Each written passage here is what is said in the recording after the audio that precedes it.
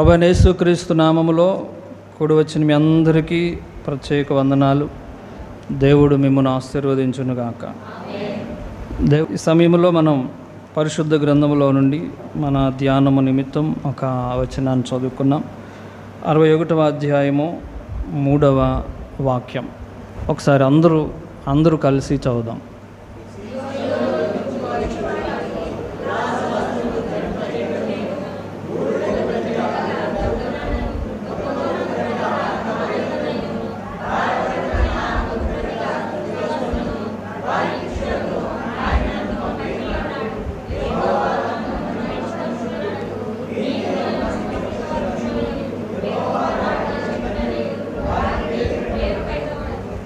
ఆమేన్. దుఃఖానికి ప్రతిగా ఉల్లాస వస్త్రం, భారభరితమైన ఆత్మకు ప్రతిగా స్తుతి వస్త్రం, ఆయన అనుగ్రహించి మస్తకి వృక్షాల్లాగా ఆయన ప్రజలైనటువంటి మనలను నాటుతారు. సియోను అనగా దేవుని మందిరం. హల్లెలూయా. దేవుని మందిరానికి ప్రజలు దుఃఖంలో ఉన్నవాళ్ళు, బాధల్లో ఉన్నవాళ్ళు, మనసు బాగోలేని వాళ్ళు, రకరకాల ప్రజలందరూ దేవుని సన్నిధికి వస్తారు. బాగోలేని వాళ్ళు బాగు చేసుకోవడానికి దేవుని సన్నిధికి వస్తారు. ఇక్కడ ప్రభు ఎక్స్చేంజ్ ఆఫర్ పెట్టారు. Great exchange offer. క్రిస్మస్కి అప్పుడప్పుడు మీరు ఇట్లాంటి ఆఫర్లు చూస్తూ ఉంటారు. పాతది ఇచ్చేయండి, కొత్తది పట్టుకెళ్ళిపోండి. 1000 సంవత్సరాలకు పూర్వమే వాక్యం చెప్తుంది ఎక్స్చేంజ్ ఆఫర్ దేవుడే పెట్టారు. ఈ ఎక్స్చేంజ్ ఆఫర్ ఎక్కడి నుంచి వచ్చింది? దేవుడే పెట్టారు. దేవుడు అంటారు, మీ పాపాలన్నీ తీసుకొని రండి.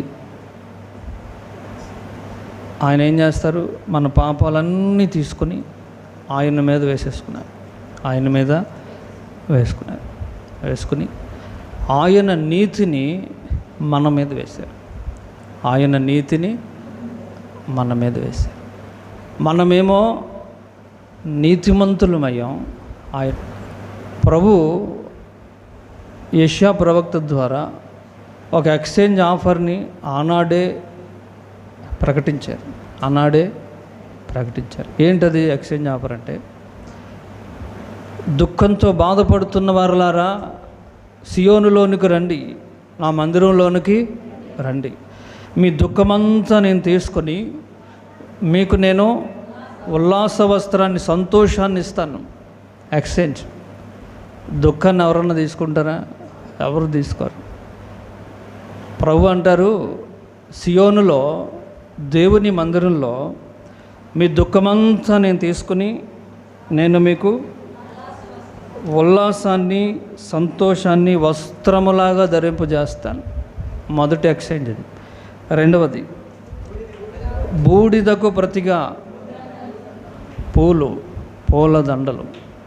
బూడిదంటే అవమానం, సిగ్గు కలిగేటువంటి పరిస్థితి, అవమానకరమైనటువంటి పరిస్థితులు, తల దించుకునేటువంటి పరిస్థితులు లోకంలో. దేవుడు అంటారు, ఈ బూడిద లాంటి పరిస్థితులు, పనికిరాని పెంట మీద పడేసేటువంటి పరిస్థితులు మానవ జీవితంలో, ఎందుకు విలువలేనటువంటి పరిస్థితులు, అవమానకరమైన పరిస్థితులు. ఇక నా జీవితంలో తలెత్తుకోగలనా? మా కుటుంబం మరలా తలెత్తుకోగలదా? మరలా మనం యథాస్థితిగా బ్రతకగలమా అనేటువంటి పరిస్థితులు మనం చూస్తున్నాం. పత్రికల్లో, టీవీల్లో అక్కడక్కడ అనేక మంది ఆత్మహత్యలు చేసుకుని చచ్చిపోతున్నారు. పరువు పోయిందని, అవమానం అని, రకరకాల పరిస్థితులు. బూడిదకు ప్రతిగా ఆయన అంటారు పూదండ, గౌరవం, సన్మాన కార్యక్రమం. హల్లెలూయా. నా మందిరంలోనికి రండి, మీ బూడిదకు ప్రతిగా నేను మీకు పూదండలు, గౌరవాన్ని, సమాజంలో తలెత్తుకునేటట్టు మిమ్మల్ని చేస్తాను. మిమ్మల్ని తోకగా చేయను, మిమ్మలను తలగా చేస్తాను. ఇది రెండవ ఆఫర్, ఎక్స్చేంజ్ ఆఫర్. మూడవది, దుఃఖానికి ప్రతిగా ఆనందం. మీరు ఏదైతే దుఃఖిస్తున్నారో, కలవరపడుతున్నారో, కన్నీళ్లు పెట్టుకుంటున్నారో, హల్లెలూయా, ప్రభు అంటారు, దుఃఖపడేటువంటి వారులారా నా యొద్దకు రండి, నేను మీకు ఆనంద తైలాన్ని ఇస్తాను.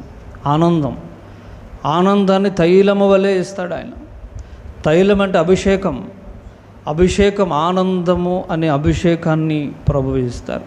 దుఃఖపడు వారులారా, దుఃఖిస్తున్నారు ప్రజలు, రేపు ఏం జరుగుతుందో అనేటువంటి దుఃఖం కొంతమందిలో, ఇప్పుడున్న పరిస్థితుల్లో ఎలా బ్రతకాలి అని కొంతమంది, రకరకాల పరిస్థితులు, ఆరోగ్య పరిస్థితులు, బ్రతకలేని పరిస్థితులు, అన్ని పరిస్థితుల్లో ప్రజలు దుఃఖిస్తున్నారు, కన్నీళ్లు పెట్టుకుంటున్నారు. దావీదు అంటాడు, కన్నీళ్ళే అన్నపానాలుగా నేను బ్రతుకుతున్నాను, ప్రతిరోజు ఏడవకుండా నా రోజు మొగట్లేదు. దేవుడు అంటారు, నా సియోనులోనికి రండి, నా మందిరంలోనికి రండి, మీ దుఃఖానికి ప్రతిగా ఆనంద తైలాన్ని మీకు ఇస్తాను. Exchange offer. హల్లెలూయా. ఆయన అంటారు, మీదంతా నా మీద వేసుకుంటాను. హల్లెలూయా, హల్లెలూయా. దుఃఖాన్ని ఆయనకి ఇచ్చేస్తే ఆయన అంటారు, మీకు నేను ఆనందాన్ని ఇస్తాను. తర్వాత భారభరితమైన ఆత్మకు ప్రతిగా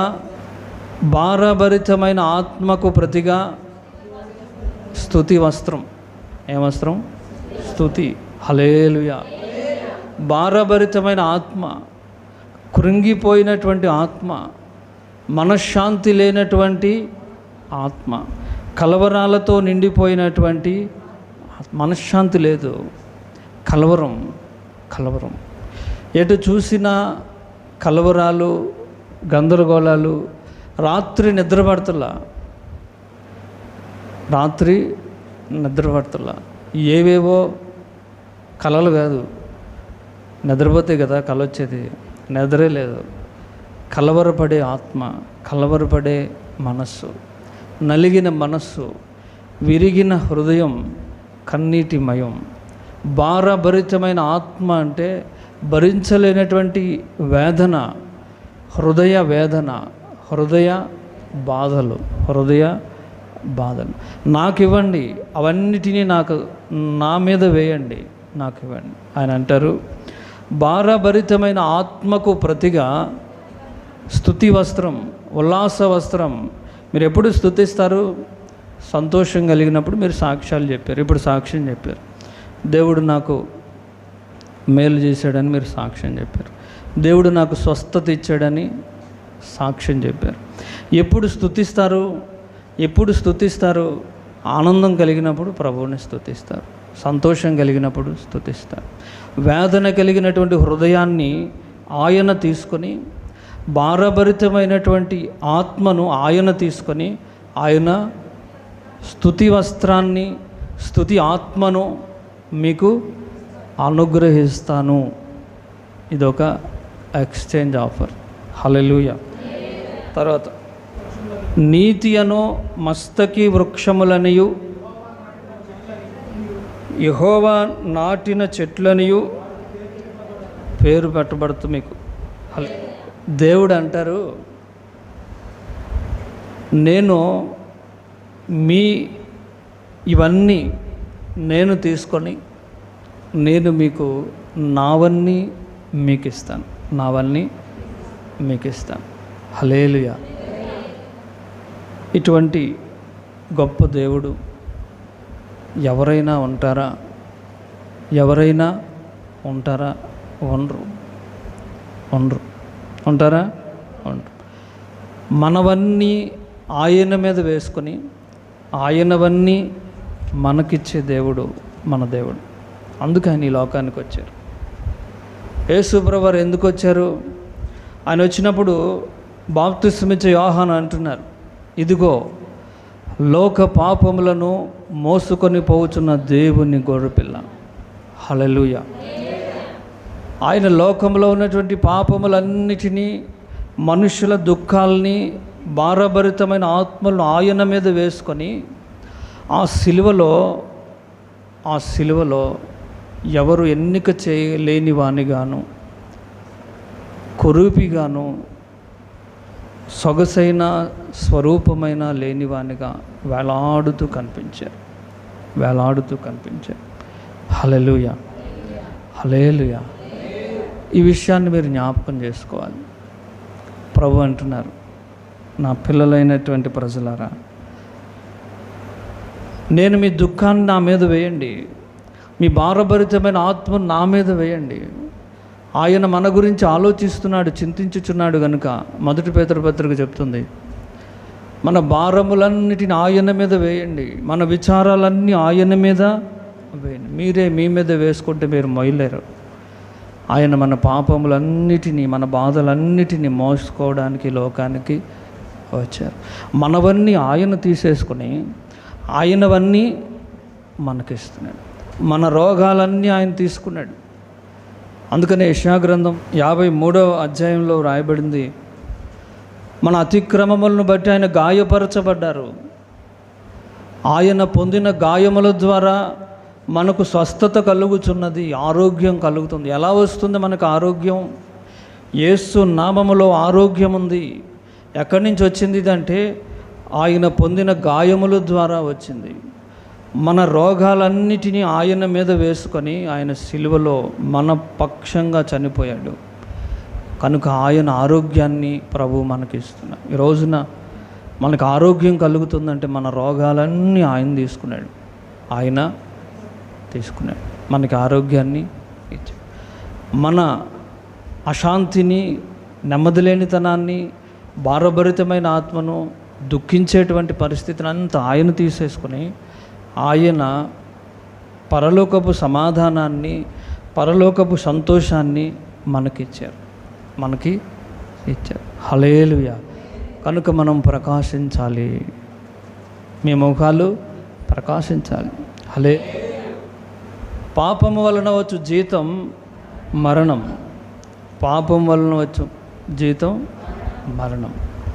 కనుక పాపం చేసినటువంటి వ్యక్తి మరణిస్తాడు.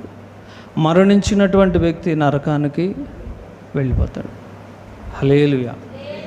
ప్రభు ఏం చేశారంటే ఆయన మన పాపాలన్నిటినీ ఆయన మీద వేసుకొని ఆయన చనిపోయాడు. ఆయన చనిపోయి మనల్ని బ్రతికించారు. ఆయన చనిపోయి ఆయన ఏం చేశారు? 3వ రోజున మరలా బ్రతికాడు. సాతాను అనుకున్నాడు, సాతాను దేవుని సృష్టిని పాడు చేశాను, చంపేసాను ఆదామును అనుకున్నాడు. ఆదాము ఎక్కడికి వెళ్ళిపోతున్నాడు? ఇప్పుడు నరకానికి వెళ్ళిపోతున్నాడు. ఆ మాట చదువుదాం. రోమీలకు రాసిన పత్రిక 5వ అధ్యాయం 19వ వాక్యం. ఏలైనగా ఒక మనిషిని అవిధేయత వలన అనేకులు పాపులుగా ఎలాగూ చేయబడిరో, అలాగే ఒకని విధేయత వలన అనేకులు నీతిమంతులుగా చేయబడుదురు. ఒకని అవిధేయత వలన అందరూ పాపులు అయిపోయారు. ఆదాము పాపం చేసి అందరినీ పాపులుగా చేశాడు. పాపం వలన వచ్చే జీతం మరణం. ఆదాము ఏం తెచ్చిపెట్టాడు? మనకి నరకాన్ని తెచ్చిపెట్టాడు, మరణాన్ని. అంతకుముందు మరణం లేదు. హల్లెలూయా. ఆదాము ఒక్కడు ఈ భూప్రపంచానికి అంతటికీ మరణాన్ని తెచ్చిపెట్టాడు. యేసు ప్రభు గురించి రాయబడింది. ఆయన అంటారు, ఒకని అవిధేయత లోకంలోనికి మరణాన్ని, నరకాన్ని తెచ్చిపెడితే, తర్వాత అలాగే ఒకని విధేయత యేసు ప్రభు వారి యొక్క విధేయత వలన అనేకులు నీతిమంతులుగా చేయబడ్డారు. హల్లెలూయా. ఆదాము వల్ల అందరికీ మరణం వచ్చింది, యేసు ప్రభు వల్ల అందరికీ జీవం వచ్చింది. మరణములో నుంచి జీవం వచ్చింది. హల్లెలూయా. నీతిమంతులుగా తీర్చబడ్డాం.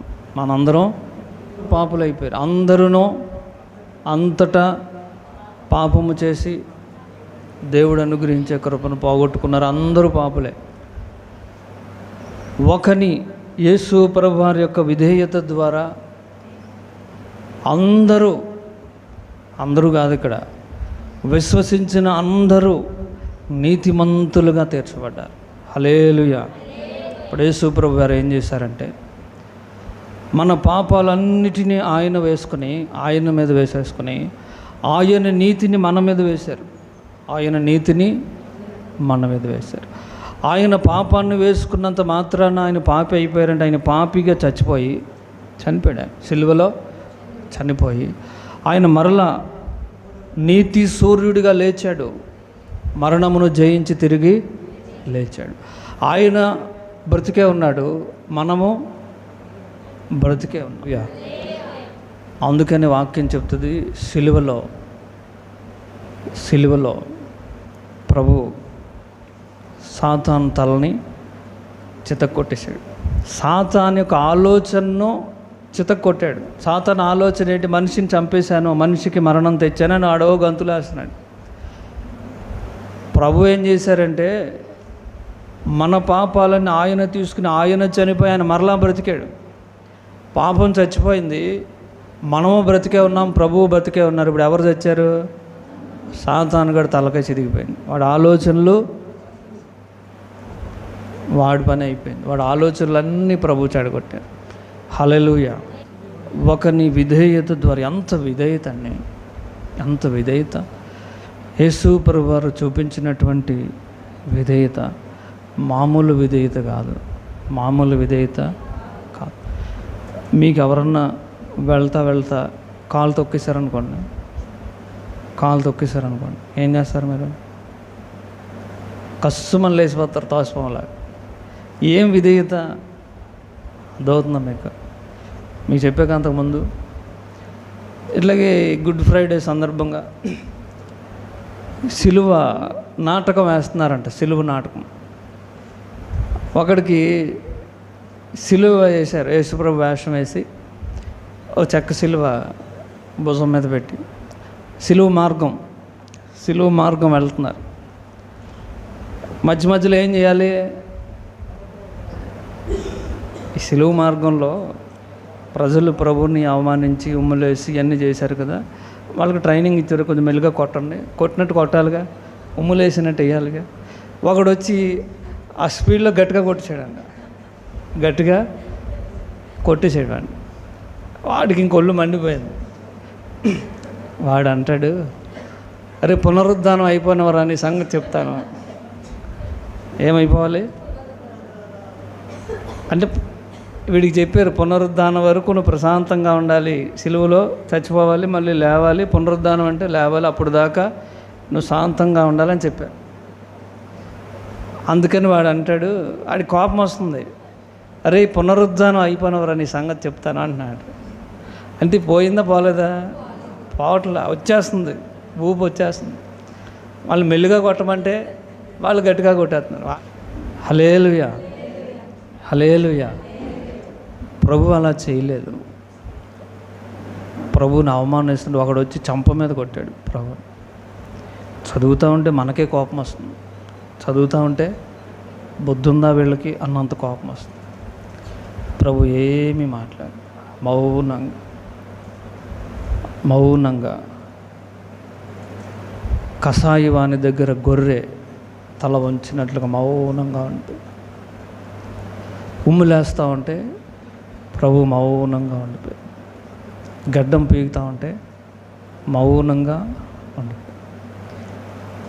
కొంతమంది వచ్చి వెనక నుంచి వచ్చి ఈపు మీద గబగబా గుద్దేసి ఎదరికొచ్చి, నువ్వు దేవుని కుమారుడు కదా, నిన్నెవరు కొట్టారో చెప్పు చూద్దాం అని అపహాస్యం చేస్తూ ఉంటే ఆయన మౌనంగా ఉంది.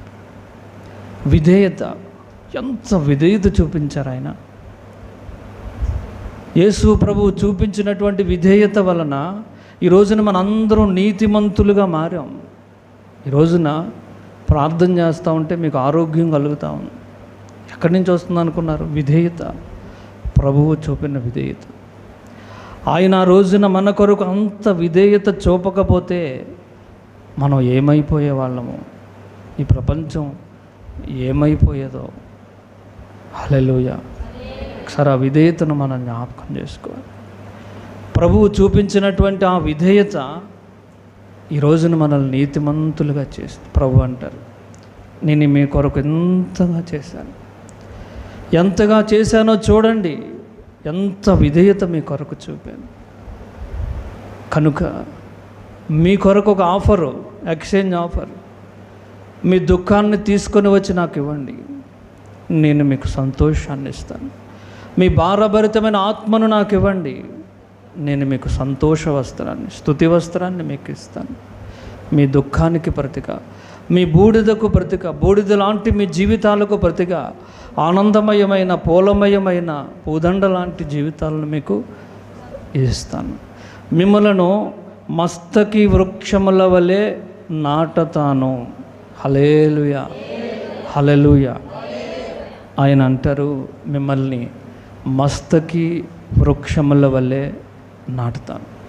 కనుక ఈ రోజున మనం నీతిమంతులుగా మారిపోయాం. మీరు ఎవరిప్పుడు? నీతిమంతులా పాపులా? నీతిమంతులు. నీతిమంతులు అన్న వాళ్ళందరూ హల్లెలూయా చెప్పండి. పాపులైన వాళ్ళందరూ హల్లెలూయా చెప్పండి. చెప్పరా? హల్లెలూయా. బాప్తిస్మం పొందిన మీరు అందరూ ప్రభువును బట్టి నీతిమంతులయ్యారు. నీతిమంతులు అవడానికి ఎవరు కారణం? మనం చేసిన క్రియలు కాదు. ఇప్పుడు మనం ఎట్లా నీతిమంతులయ్యాం? నీతిమంతులు అవడానికి మనం ఏం చేసాం? ఏం చేశారు మీరు? ఏమి చేయలే. మనమేమీ చేయలేదు. మనమేమీ, ఏ కార్యము లేదు మన దగ్గర, ఏమీ మనం చేయలే. అంతా ఆయనే చేసి మనము ప్రభువుకు విధేయత చూపిస్తే, ప్రభు దగ్గరకు వచ్చి ఇదిగో ప్రభు అని అన్నీ ఆయనకి ఇచ్చేస్తే, కొంతమంది వస్తారు కానీ వస్తారు కానీ ఎవరో మన దగ్గర ఉంచుకుంటారు. మళ్ళీ ఎప్పుడన్నా అవసరపడుద్దేమో, మరలా ఎప్పుడన్నా అవసరపడుద్దేమో అని ఆయనకి ఎవరు. నీతిమంతులకు ఎన్ని ఆశీర్వాదాలు ఉన్నాయో ఆది కాండం నుంచి ప్రకటన గ్రంథం వరకు, ఇవన్నీ మనకి హక్కుదారులు. మనం వీటన్నిటికీ మనం వారసులు, హక్కుదారులు. మీరు ఇవి చదివి ప్రార్థన చేయాలి. ప్రభువా నీతిమంతుడికి తెస్తానన్నావు కదా, నాకు ఎందుకు ఇవ్వలేదు అని మీరు అడగొచ్చు. మనం ప్రార్థన చెయ్యాలి. హల్లెలూయా. మనం నీతిమంతులం అయ్యాం. కారణం మన క్రియలు కాదు, మన మంచి పనులు కాదు, మన నీతి కాదు. ఆయన నీతి మన మీద కప్పారు.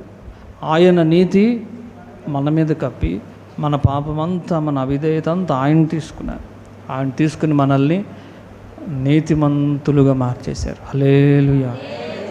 నీతిమంతులు, దేవుని చేత మీరు నీతిమంతులు అయ్యారు కనుక ఈ వాగ్దానాలన్నీ దేవుడు మనకి హక్కుదారులుగా చేశారు. నా శత్రువులు నన్ను చుట్టినను, నరకపు పాశం నరికాటినను, వరదవలే భక్తిహీనులు పోలిన, వరదవలే భక్తిహీనులు పోలిన, విడువక నన్ను ఎడబాయని దేవా, విడువక నన్ను ఎడబాయని దేవా, యెహోవా నా బలమా, యథార్థమైనది నీ పూర్ణమైనది నీ యెహోవా. హల్లెలూయా, హల్లెలూయా. ప్రభు అంటారు,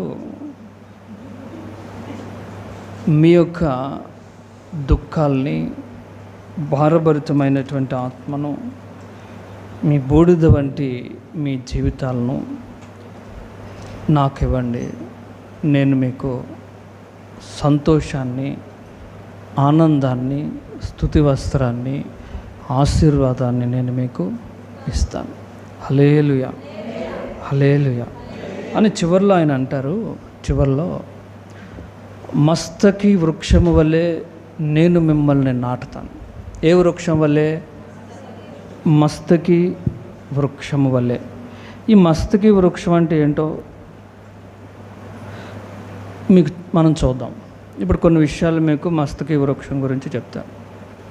దేవుడి చెట్టుతో మనల్ని ఎందుకు పోల్చారు అని ఆ చెట్టు గురించి కనుక మనం తెలుసుకుంటే, ఈ మస్తకి వృక్షాన్ని ఇంగ్లీష్లో ఓక్ ట్రీ అంటారు. ఓఏకే, ఓక్ ట్రీ అంటారు. మీరు నెట్లో కొడితే గూగుల్ తల్లిని అడిగితే దాని గురించి చెప్పొద్దు. హల్లెలూయా. మీ ఫోన్లో గూగుల్ తల్లిని అడిగారు అనుకోండి, మస్తకి వృక్షం అని కొట్టారు, ఓక్ ట్రీ అన్నారు అనుకోండి, మస్తకి వృక్షం అంటే అది కంగారు పడద్దు. ఓక్ ట్రీ అంటే దానికి సంబంధించిన అన్నీ మీకు చెప్పేస్తుంది. ఈ మస్తకి వృక్షానికి ఉన్నటువంటి స్పెషల్ ఏంటంటే, అది చెట్టు 80 అడుగుల ఎత్తు. మామూలుగా చెట్లు ఎంత ఎత్తు ఉంటాయి?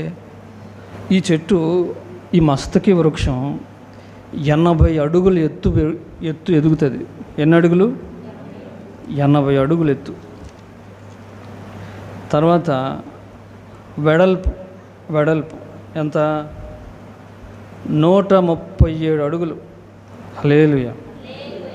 అంటే చెట్టు ఎలా ఉంటుందంటే మీకు స్క్రీన్ మీద చూపిస్తా చూడండి.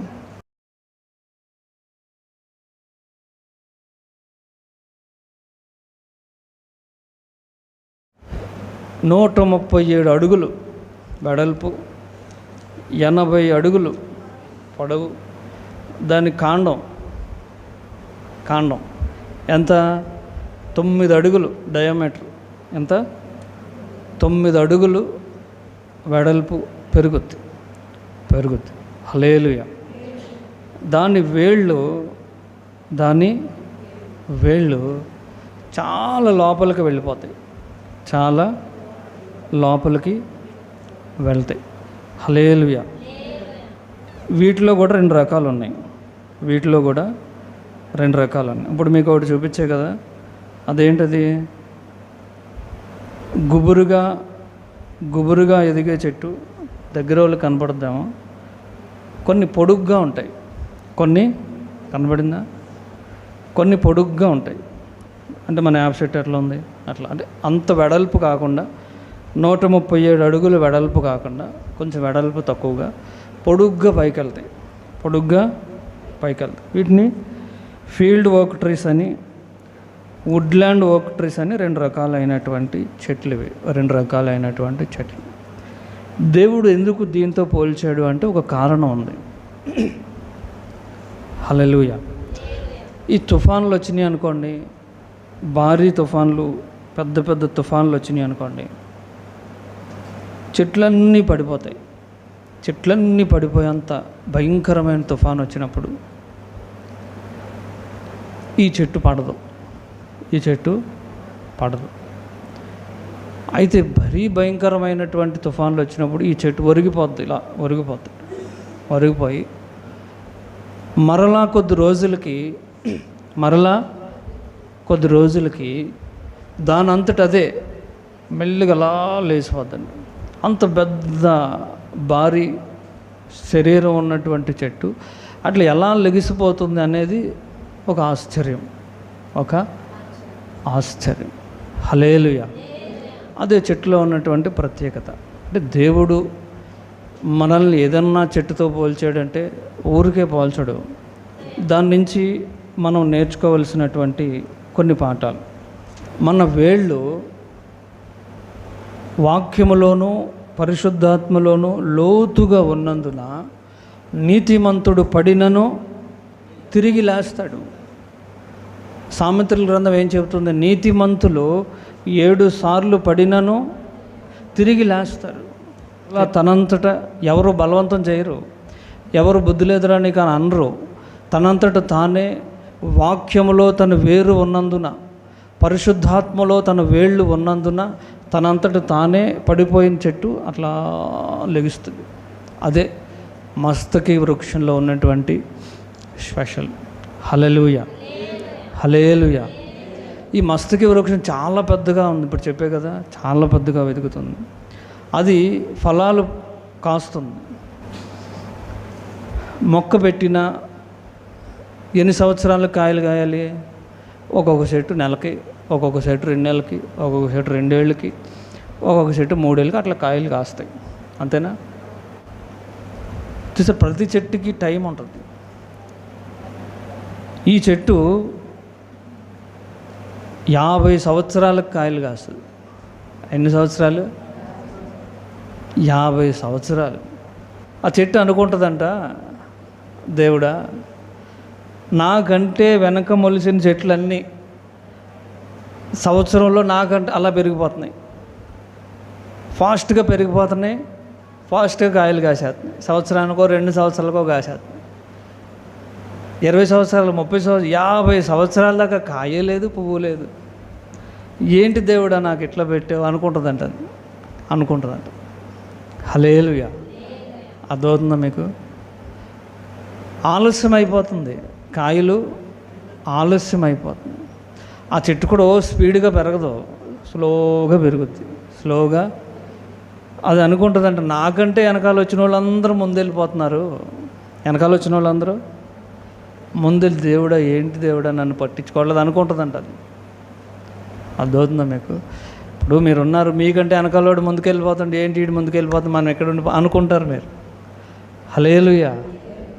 దేవుని యొక్క ఆలోచనలు వేరు, మన ఆలోచనలు. అందుకే దేవుడు ఆ వృక్షంతో మనల్ని పోల్చాడు. ఆలస్యం అవుతుంది.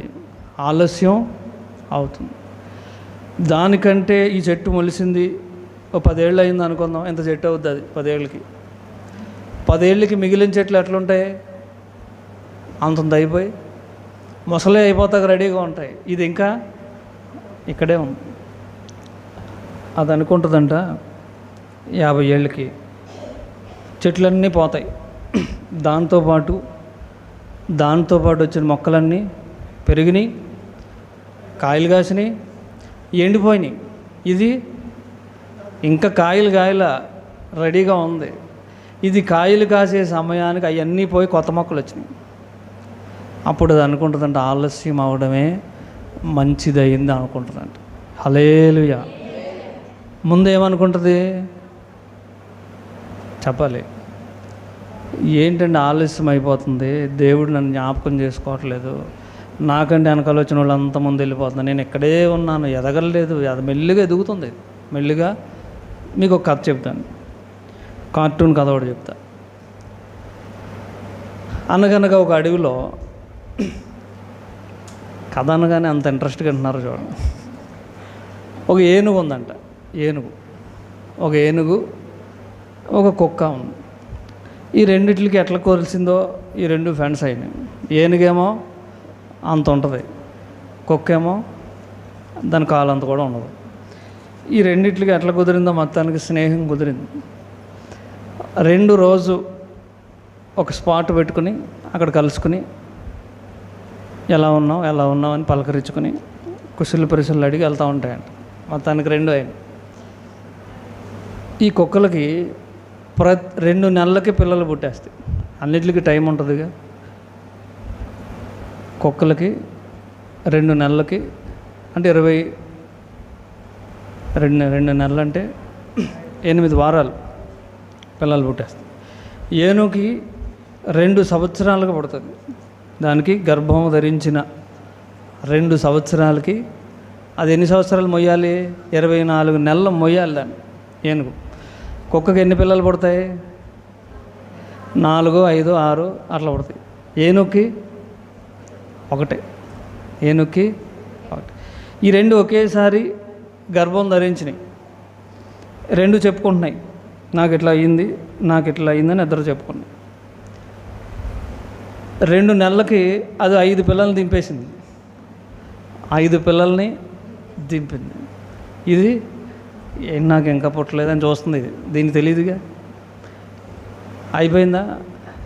మళ్ళీ 4 నెలలు అయ్యేసరికి ఇంకొక 5 దింపింది. అది మళ్ళీ 10 వచ్చినాయి.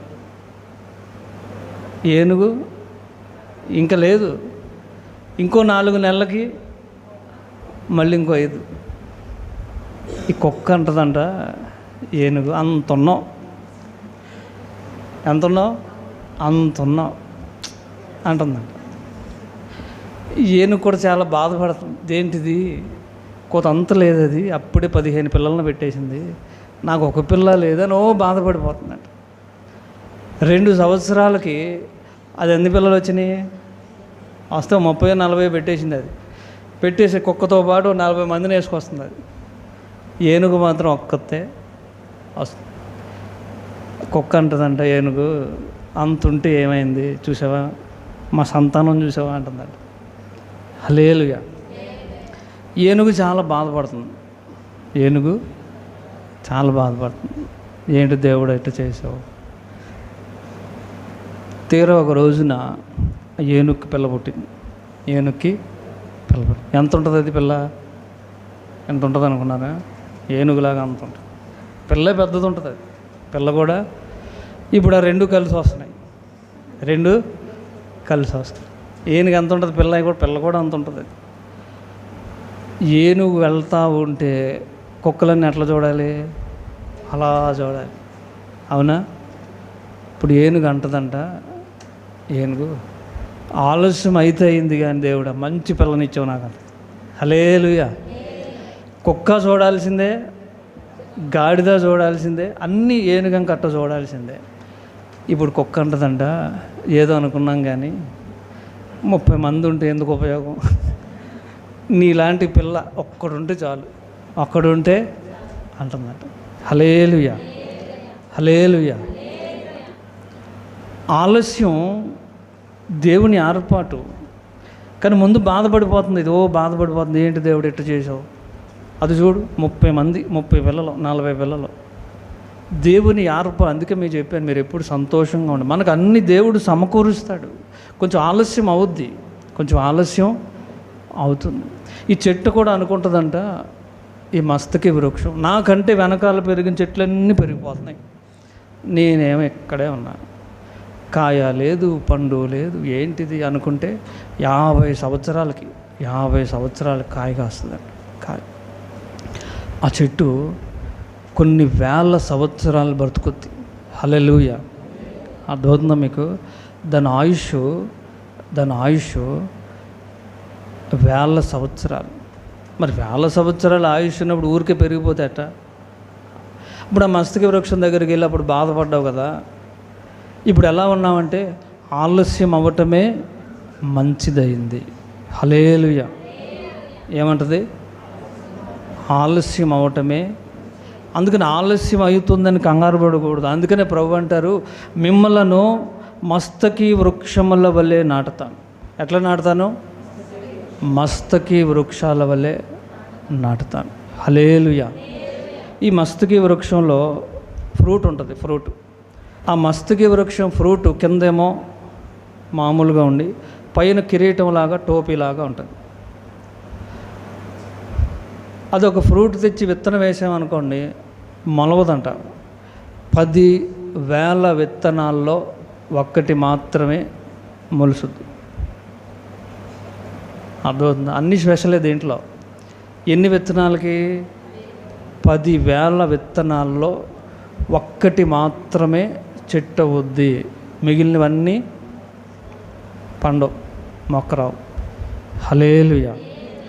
ఆ చెట్టు అంటదంట, నన్ను చూస్తే నాకే ఆశ్చర్యం కలుగుతుంది, ఎందుకంటే 10,000 విత్తనాలని కాదని దేవుడు నన్ను బ్రతికించాడు. హల్లెలూయా. 10,000 విత్తనాలని, 10,000 మందిని కాదని దేవుడు నన్ను బ్రతికించాడు. హల్లెలూయా. ఈ చెట్టు మనకు ఏం చెప్తుందంటే, దేవుడు అనేక మందిని కాదని నిన్ను ఇక్కడ కూర్చోబెట్టాడు. దావీదు అంటారు, దావీదు 7గురిని కాదని దేవుడు నన్ను ఎన్నుకున్నాడు. నాకు ఆశ్చర్యం, నన్ను ఎందుకు ఎన్నుకున్నాడో? బొడ్డోడిని, చిన్నవాడిని, బలం లేనివాడిని, చదువు లేనివాడిని నన్ను ఎందుకు ఎన్నుకున్నాడో నాకు ఆశ్చర్యం. ఎందుకంటే 7గురిని కాదని దేవుడు నన్ను ఎన్నుకున్నాడు. ఎస్తేరు అంటది, ఎస్తేరు 100 మంది పోటీల్లోనికి వెళితే, రాణి పోటీల్లోనికి దేవుడు నన్ను ఎన్నుకున్నాడు, పేదదాన్నైనా నన్ను ఎన్నుకున్నాడు. ఎందుకు ఎన్నుకున్నాడో నాకు తెలియదు, ఆశ్చర్యం. హల్లెలూయా, హల్లెలూయా. యోసేపు అంటారు, యోసేపు 12 మంది సోదరులను తోసివేసి దేవుడు నన్ను ఎన్నుకొని రాజుగా చేశాడు, రాజుగా ఎందుకు అలా చేశాడంటే ఆశ్చర్యం. హల్లెలూయా. ఆలస్యం అయ్యింది, వీళ్ళందరికీ ఆలస్యం అయింది. ఇవన్నీ చెప్పడానికి సమయం లేదు కనుక యోసేపు జైల్లో ఉన్నాడు. యోసేపు జైల్లో, ఈ ఉదాహరణ చెప్పి నేను ముగిస్తాను. జైల్లో ఉన్నప్పుడు ఆ జైల్లో ఇద్దరు వచ్చారు, రాజుగారి దగ్గర పనిచేసేవాళ్ళు. ఒకడేమో జ్యూస్ అందించేవాడు, ఒకడేమో భోజనం పెట్టేవాడు. వాళ్ళిద్దరూ ఏదో ఒక తీర్పు మీద లోపలికి వచ్చారు, జైల్లోకి వచ్చారు. వస్తే వాళ్ళిద్దరూ ఒకరోజు చాలా డల్లుగా దుఃఖంగా ఉన్నారు. యోసేపు అన్నాడు, మీ దుఃఖానికి కారణం ఏంటి అని అడిగాడు. వాళ్ళు అన్నారు, ఎందుకులే నీకు చెబితే ఆరుస్తావా తీరుస్తావా అంటే ఈయన అంటాడు, లేదు నేను ప్రార్థన చేస్తాను మీ కొరకు అంటే వాళ్ళు చెప్పారు. చెబితే ఈయన ప్రార్థన చేసి అందులో ఒకటితో చెప్పాడు, నీవు పానదాయకుడితో చెప్తారు, నీవు రాజు దగ్గరికి మరలా వెళ్తావు, నీ ఉద్యోగం నీకు వస్తుంది. వాడన్న నిజంగా వస్తుందంటావా? వస్తుంది. వాడంటే నాకు నమ్మకం లేదు, వస్తుందని నాకు నమ్మకం లేదు. ఒకసారి నిందపడిన తర్వాత మళ్ళా రాజు నన్ను తీసుకుంటాడో లేదో నాకు తెలియదు. యోసేపు అంటారు, నీ కొరకు నేను ప్రార్థన చేస్తున్నాను, నేను తీసుకుంటారు, అయితే నువ్వు నాకు సహాయం చేయాలి. ఏంటిది? నువ్వు రాజుగారి దగ్గరికి వెళ్ళినప్పుడు నా గురించి ఒక మాట చెప్పవా? ఆయన అన్నాడు, భలేవాడివి, నువ్వు చెప్పాలా? నాకెంత మంచి మాట చెప్పావు. నేను ఖచ్చితంగా వెళ్ళగానే మొదటి పని ఏంటి? నువ్వు అన్నది కనుక జరిగితే నేను చేసే మొదటి పని ఏంటి? నిన్ను విడిపిస్తా అన్నాడు. మాట ఇచ్చాడు. యోసేపు చెప్పినట్టుగా జరిగింది. వెళ్ళిన తర్వాత మర్చిపోయాడు.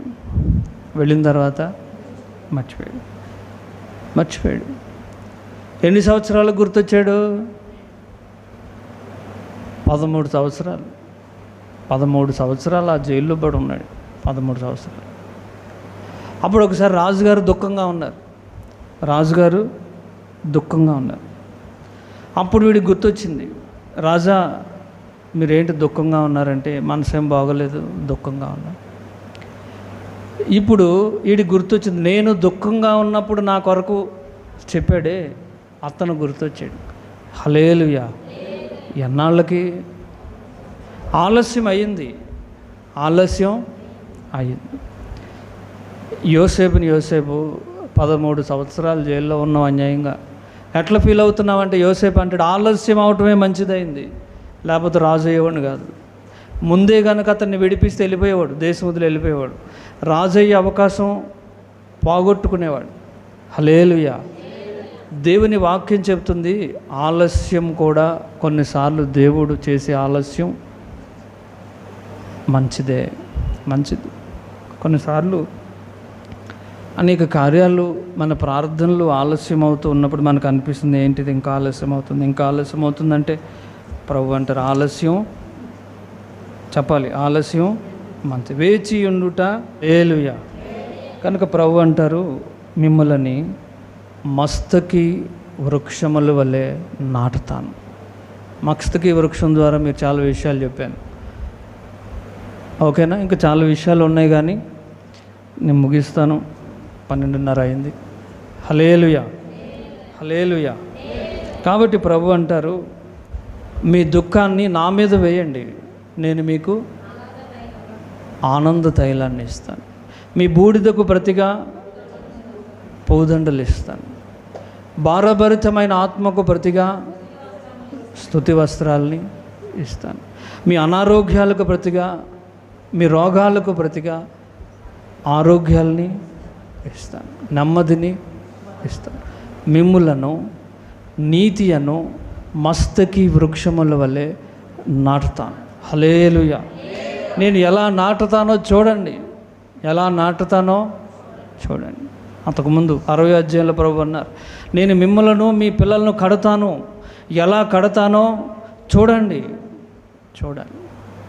ఆలస్యమైన ప్రభువు చేసేది ఆశ్చర్యంగా ఉంటుంది. ఆ చెట్టు అంటది, నన్ను చూస్తే నాకే ఆశ్చర్యంగా ఉంటుంది, 10,000 చెట్లను కాదని ఆయన నన్ను ఏర్పరచుకున్నాడు. హల్లెలూయా. ఈ రోజున అనేక మందిని కాదని ప్రభువు నిన్ను ఏర్పాటు చేసుకున్నాడు. ఈ లోకంలో చాలామంది ఉన్నారు, నీ కుటుంబంలో చాలామంది ఉన్నారు, మీ గ్రామంలో చాలామంది ఉన్నారు. కానీ ప్రభువు మిమ్మల్ని కోరుకొని ఏర్పాటు చేసుకుని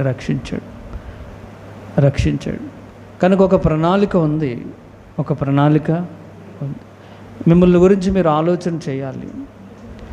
దావీదుని అడిగితే దావీదు అంటారు, నాకు ఆశ్చర్యం, 7 కాదని నన్ను కోరుకున్నాడు ఆయన. ఈ రోజున అనేకుల్ని కాదని ప్రభువు నిన్ను నన్ను కోరుకున్నాడు. మనం యోగ్యులమని కాదు, శ్రేష్ఠులమని నీతిమంతులమని కాదు. మనం ఏం చేసాం?